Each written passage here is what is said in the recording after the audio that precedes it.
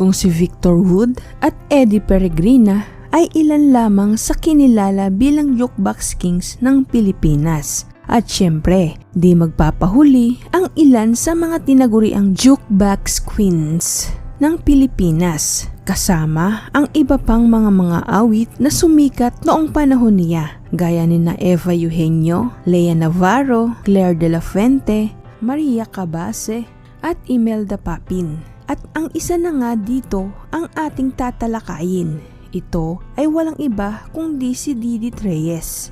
Siya ay nakilala sa mga awitin gaya ng Araw-araw, Gabi-gabi, Araw-araw, Gabi-gabi, Bakit ako mahihiya, Ako mahihiya,